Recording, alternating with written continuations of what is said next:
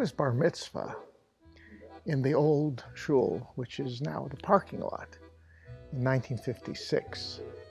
And this structure was being built at that time. The walls, the Holocaust wall and the wall of the festivals were not in. And we even had a temporary ark at the very beginning. And the Holocaust Memorial Wall actually was dedicated in 1966. Of course, when I began, the bima was the high bima that you see, the big bima. And we all felt, the Chazan and I, that it's too removed. Basically it's at that level so that the balcony can see it on high holidays. But that's 3 times a year. So so then I came up with the idea in 1988 to actually create what's the lower bima. But then later on, when Rabbi Netter was rabbi, with my blessing, he began to take it down onto the floor. And then when Rabbi Clickfield became rabbi, that became the norm. I've spent 9 years of my life, 9 years of my career, in many ways anchored to this particular spot. When I think about my memories, I definitely have memories that are significant to my growth as a professional and as a Jew here. I was installed as the rabbi of the synagogue from this spot. I celebrated my own daughters becoming bat mitzvah from this very spot, and those will be highlight moments for as long as I live. I think it's also apt to say that most of the memories that I carry with me about this spot are other people's memories, right? It's my memories of other people making memories right here. My memories of standing here and looking at the beaming faces of the parents right there as they were watching me talk to their child as they became bar bat mitzvah. My memories of standing right behind me and officiating as people joined together in marriage and committed to a life of love and of Jewish commitment on this spot. And sometimes we talk about cultural inherited memories. Well, I remember a quarter of a century of Rabbi Rembaum's moments on this bima. And I remember 35 years of Rabbi Pressman's moments on this bima. And I remember all of the people of religious leadership who have tried to convert this space into one of joy and meaning and substance and poignancy and a connection to what we have come from as Jews and where we are going. Few know that this sanctuary was actually modeled after the tabernacle, which required a 35% slope up to look at the bima, and further required that if you're on the far right in the special seat, you could hear a very private conversation on the far left. And I've been around this synagogue for many, many years. In fact, I happened to be working here in the office when this building was constructed. So I watched it progress week by week. I know that we are coming here every week for so many years. I wanted to just mention how iconic I think this building is and this beautiful sanctuary. For those people who walk in, it's awe-inspiring, and it's a great honor to be part of the history of this congregation. I'm also honored to be chairing the Sanctuary Redesign Committee, that hopefully the new sanctuary will be just as iconic as this one and will be a hope for the future. Hi, I'm sitting here in what used to be my grandparents' seats in the sanctuary. They used to sit here every time they came, unless my grandfather was sitting up there. And I have a really distinct memory of being a preteen and coming to synagogue. I was by myself, and my grandpa said, "Hey, come sit up with me on the bima." And I was like, can I do that? Can you do that? And he was like, I can do whatever I want. Just come sit here. And I felt so cool for being able to sit up there with my grandpa. And I've been a member of Temple Beth Am over 60 years. I always have memories of sitting in the sanctuary with my grandchildren, great-grandchildren, and even my parents. Our favorite memory that took place in the sanctuary happened annually at the end of Yom Kippur services, when the rabbi would call all the young children up to the bima and to hear the shofar being blown.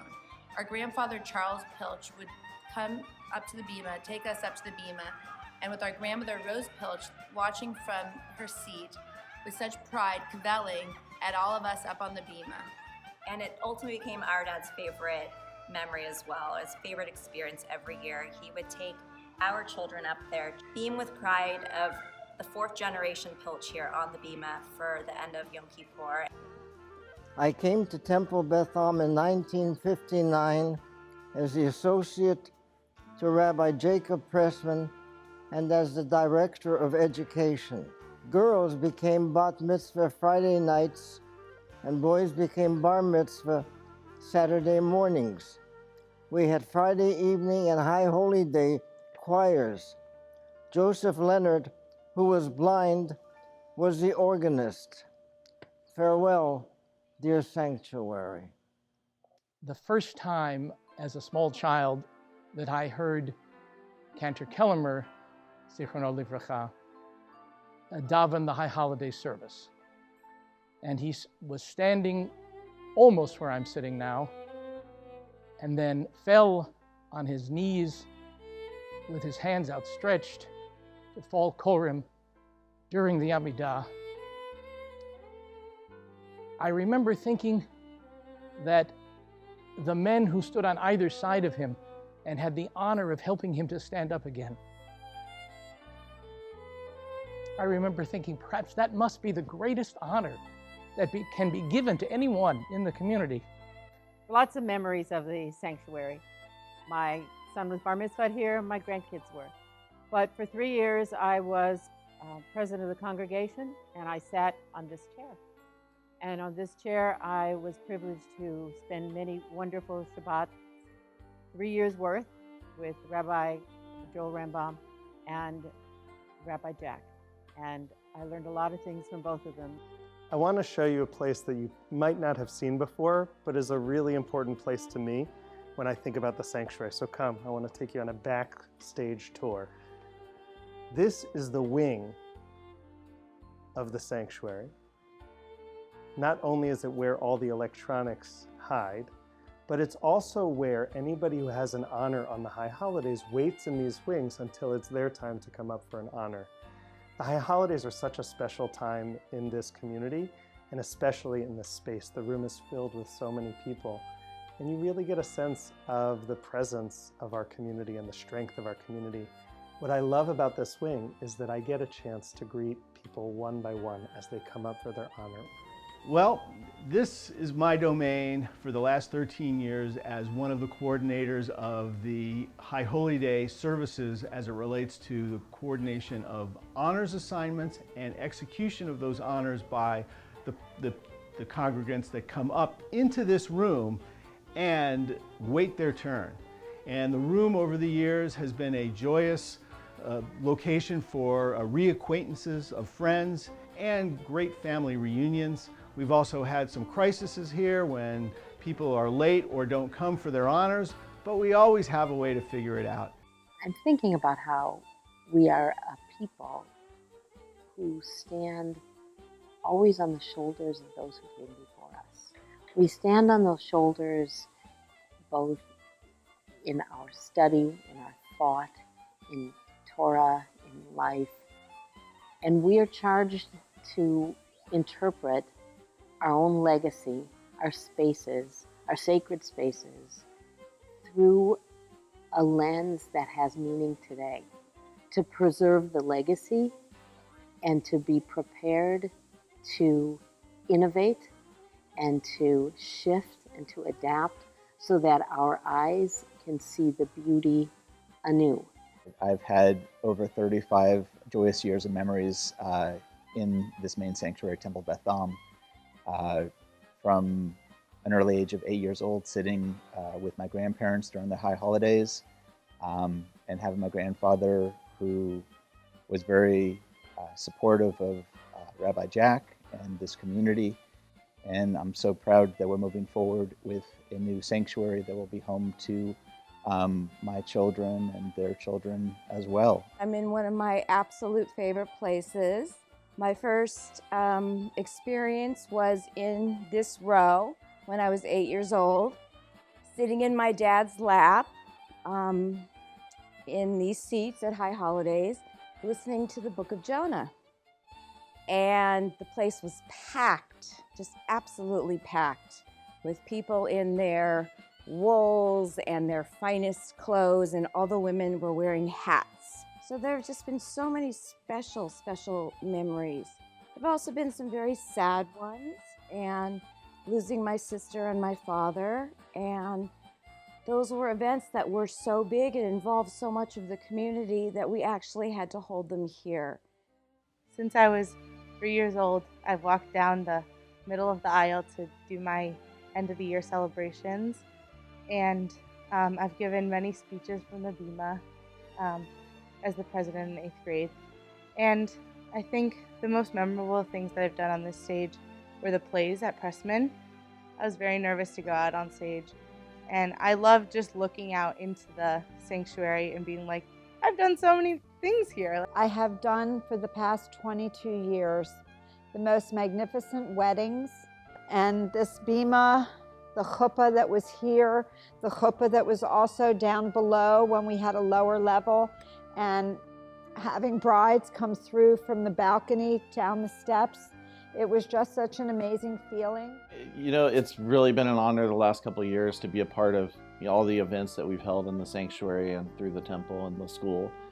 It's been a real challenge to make sure that everything is just perfect on that perfect day. But I think it's really important that we move ahead and get some state-of-the-art equipment, stuff that will help our families have a more special time when they come in and have their events and presentations. Every Rosh Hashanah and Yom Kippur for over a decade, this is the view that we see from the balcony of the sanctuary.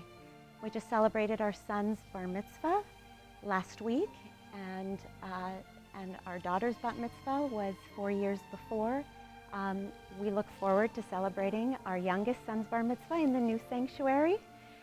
This is the seat that I sit in every Shabbos for davening, and it has special meaning to me. In addition to that, I delight on the days that I'm the Gabbai and have the opportunity to bring people up for their aliyot. I'm looking forward to the new sacred space where I can continue as part of the community. How much will I miss the bima? How deep is the ocean? How high is the sky? How beautiful is my chair? What will I miss?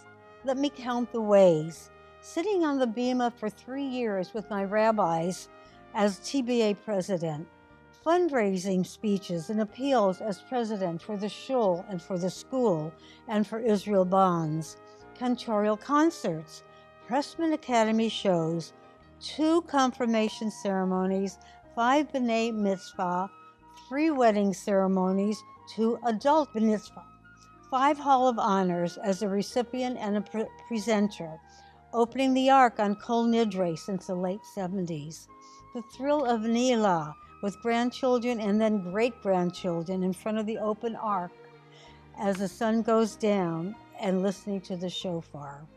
Institutional and personal, all treasured memories. I have great memories of this sanctuary from the time my oldest daughter was in Gesher and did an end-of-the-year show, a Chagigat whatever, and every year since, multiple end-of-the-year shows in this sanctuary, and just the beauty of that stained glass window in the background behind our gorgeous children singing beautiful Hebrew and English songs. So being in the sanctuary reminds me of a lot of things, of course, about Shabbat and Chagim, but really when I think about the sanctuary, I think about all of the events that we have here as a school.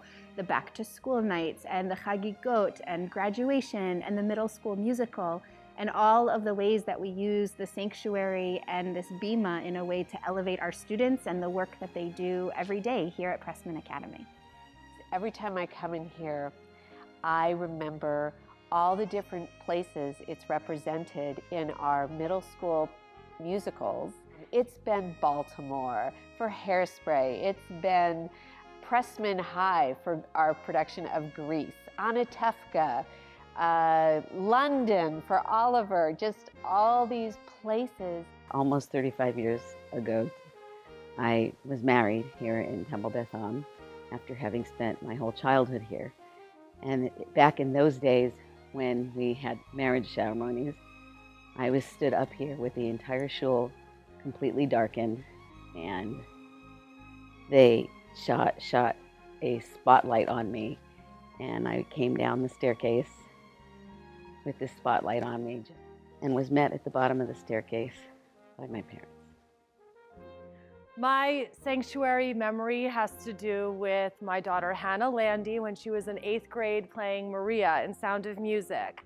The play began right here on this staircase as Maria descended the hills singing, "My Day in the Hills." Spotlight on her, and she descended the stairs, took center stage to sing "The Hills Are Alive" with the Sound of Music. I feel about this sanctuary from the moment that I walked in here considering joining this community to these last few weeks of its life, a lot like I do when I meet a person in the last few years of their life.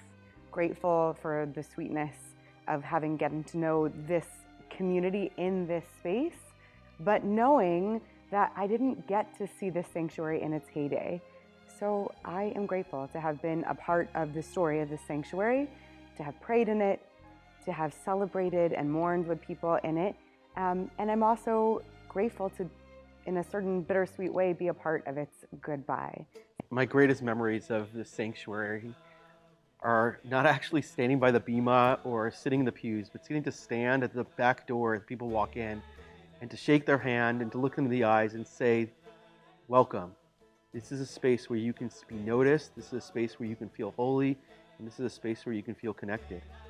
My daughter, Elsa, my younger daughter, is very close with Lev Kligfeld. I went to go get Elsa from childcare, and as is often the case, Lev was attached at the hip and wanted to come along. So I brought the both of them up to the room, and often Rabbi Kligfeld or whoever was the rabbi that day would hand out candies to the kids. And for some reason that didn't happen that Saturday. Lev says to me, "Why didn't we get any candy?" And I look at him in a very sarcastic way. I say to him, "I don't know, ask your dad." And from the back of the room, in the middle of the service, he ran down the aisle with Elsa in tow, up to these chairs right here, sat down while Rabbi Kligfeld concluded services. I could see from the back of the room, they were saying, "Where's the candy? Where's the candy?"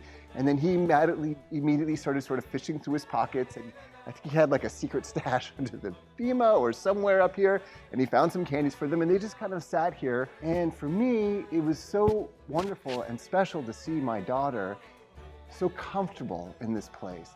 I have one really strong memory of a rainy Slichot night where we were supposed to be on the roof of the Gansberg building. We obviously couldn't be, so last minute we moved into the ballroom, but the sanctuary wall was open already, and the lights weren't on in the sanctuary, so it was dark, but the stained glass lights were on. And I saw something that I'd never seen before, a very vibrant, clear, beautiful, striking Kiddush cup stained glass window that just made me think, how come we can't see this all the time? I am very excited for our new sanctuary, which will be filled with light in the round, where we can daven together in a very intimate way on Shabbat and also on the high holidays. This is one of our high holiday seating charts that we've worked with for many, many years. And I can look at this chart and know exactly which family sits where, who has had those seats for generations. And I know that in the new space, there will be new traditions for our new generation of Temple Beth leaders.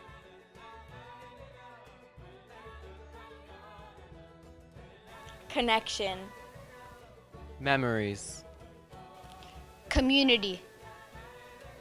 Never forget. Graduation. Bar mitzvahs. Judaism. Tefillah. Hope. Future. All the amazing memories of the Pressman Sanctuary that so many life events from birth to death all happened here. Everyone's life so focused in on this sanctuary. And now here we are on the verge of creating a new sanctuary where all of these new and old events can be recreated for the next generations. This is what's exciting. This is what is a growing and vibrant Judaism in our neighborhood and in our synagogue is all about.